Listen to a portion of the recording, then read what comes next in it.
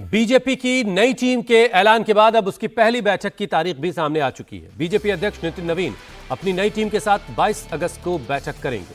नितिन नवीन ने सोमवार को अपनी नई टीम का ऐलान किया, जिसमें 65 लोगों को संगठन में शामिल किया गया है, जिनमें 14 लोगों को टीम में दोबारा जगह मिली, जबकि 51 नए चेहरे शामिल किए गए।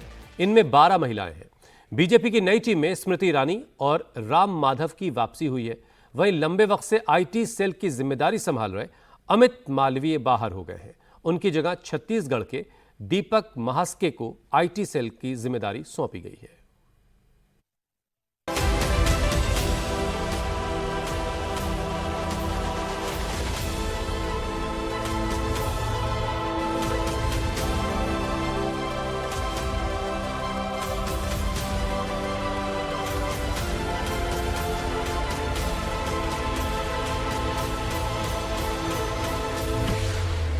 बीजेपी अध्यक्ष बनने के 7 महीने बाद नितिन नवीन ने अपनी नई टीम का ऐलान कर दिया। इसमें पुराने अनुभवी नेताओं के साथ साथ नौजवानों को भी अच्छा खासा मौका दिया गया है।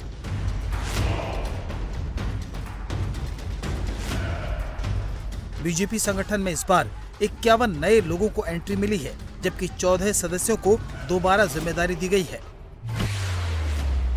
पुराने नेताओं में सबसे बड़ा नाम वसुंधरा राजे सिंधिया का है, जो 2 बार राजस्थान के मुख्यमंत्री रह चुकी हैं और संगठन में काम करने का भी उनका अच्छा खासा अनुभव है। उन्हें राष्ट्रीय उपाध्यक्ष बनाया गया है। दूसरा बड़ा नाम केंद्रीय मंत्री पीयूष गोयल का है, जो 2014 तक पार्टी के कोषाध्यक्ष थे। उन्हें इस बार फिर वही जिम्मेदारी दी गई है। राष्ट्रीय संगठन मंत्री बीएल संतोष पहले की तरह अपने पद पर बने रहेंगे। नितिन नवीन की टीम में 13 उपाध्यक्ष, 8 महासचिव, 16 सचिव और दूसरे सदस्य समेत कुल 65 लोगों को जगह दी गई है। ये भाजपा के भविष्य की टीम है, भविष्य के भारत की टीम है और मैं इस टीम को बहुत शुभकामना देता हूं और कहीं न कहीं माननीय प्रधानमंत्री के विजन को, प्रधानमंत्री के संकल्प को ये टीम जमीन स्तर पर लेके जाएगी और कार्यकर्ताओं के साथ एक संबंध, जनता के साथ संवाद और निश्चित रूप से एक संकल्प के साथ काम करेगी। बीजेपी संगठन में इस बार पूर्व केंद्रीय मंत्री स्मृति ईरानी को बड़ी भूमिका मिली है। उन्हें राष्ट्रीय महासचिव बनाया गया है। स्मृति ईरानी चुनाव हारने के बाद भी पार्टी में सक्रिय थीं और चुनाव में स्टार कैंपेनर की भूमिका निभा रही थीं। बीजेपी संगठन में राम माधव को उपाध्यक्ष बनाकर 6 साल बाद नेशनल टीम में वापस लाया गया है। उत्तराखंड के पूर्व सीएम तीरथ सिंह रावत को भी राष्ट्रीय उपाध्यक्ष बनाया गया है। इसके अलावा विनोद तावड़े, सुनील बंसल को भी फिर अहम रोल मिला है। वहीं त्रिपुरा के पूर्व मुख्यमंत्री बिप्लब कुमार देव को फिर से महासचिव की जिम्मेदारी मिली है, जबकि यूपी से आने वाले हरीश द्विवेदी और राजस्थान के सतीश पूनिया को भी पार्टी महासचिव बनाया गया है। राष्ट्रीय स्तर के संगठन में शामिल होना सौभाग्य भी है और मैं समझता हूं कि जो अपेक्षाएं हैं पार्टी की, उसको पूरा करने के लिए पार्टी ने सोचा है कि मैं राजस्थान से बाहर एक बड़े दायरे में काम करूं। अवसर मिला था हरियाणा का, बिहार का, दिल्ली का, उन सब अपेक्षाओं को पूरा किया। मैं समझता हूं कि मेरे लिए एक आनंद का, परिवार का, मित्रों का, कार्यकर्ताओं का, कि उन्होंने मुझे इस योग्य समझा कि मैं पार्टी के केंद्रीय संगठन में अपनी भूमिका निभा सकूं, तो मेरे लिए सौभाग्य है। ओडिशा से बैजंत पांडा, आंध्र प्रदेश से डी पुरंदेश्वरी, यूपी से रेखा वर्मा, गुजरात से वर्षाबेन को भी उपाध्यक्ष बनाया गया है। महाराष्ट्र से डॉक्टर भारती प्रवीण पवार, पंजाब से मनप्रीत सिंह बादल, मध्य प्रदेश से लाल सिंह आर्य, कर्नाटक के एम नागाराजा, पश्चिम बंगाल से मधुचंद्र कर को जगह मिली है। यूपी से तारिक मंसूर को दूसरी बार उपाध्यक्ष बनाया गया है। प्रधानमंत्री का कहना हमेशा ये है कि सबका साथ सबका विकास। जितनी भी गवर्नमेंट की स्कीम्स चल रही हैं, किसी भी सेक्टर की हो, हेल्थ में हो, आवास योजना हो, गैस सब्सिडी हो, राशन डिस्ट्रीब्यूशन हो, सब जो है विदाउट डिस्क्रिमिनेशन चल रही है। इसमें सब लोगों को फ़ायदा मिल रहा है।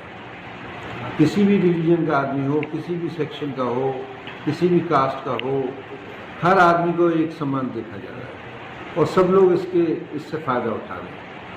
तो हम लोग चाहते हैं कि भाई पूरी पार्टी चाहती है, सरकार चाहती है, प्रधानमंत्री चाहते हैं कि एक विकसित भारत बने 2047। इसके लिए हम सबको मिलकर काम करना होगा।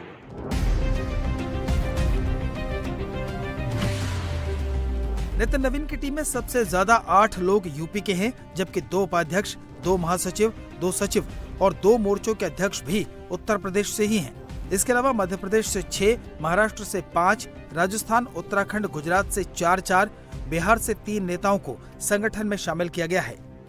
नितिन नवीन ने बीजेपी आईटी सेल में बदलाव करते हुए इसकी जिम्मेदारी अमित मालवीय की जगह छत्तीसगढ़ के दीपक महस्के को दी गई है।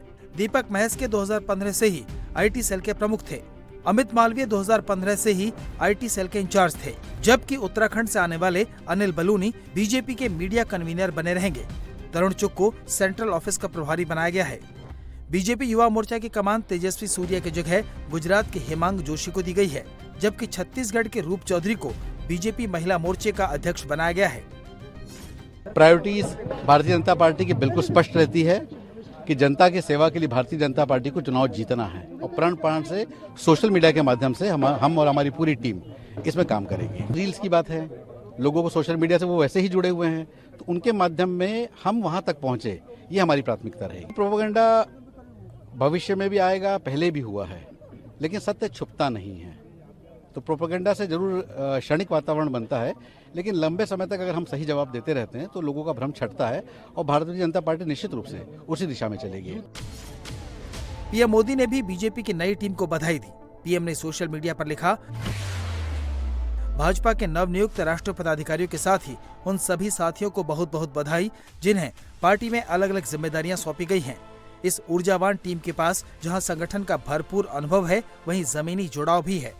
मुझे पूर्ण विश्वास है कि हमारे ये साथी पूरे समर्पित भाव से पार्टी को मजबूत करने के साथ ही जन कल्याण के कार्यों को आगे बढ़ाएंगे। बीजेपी संगठन की नई टीम बनाने में यूपी समेत अगले 3 साल में होने वाले चुनावों का ध्यान रखा गया है। टीम में 12 महिलाएं हैं। साथ ही सामाजिक समुदायों और राज्यों को भी प्रतिनिधित्व देने की कोशिश की गई है।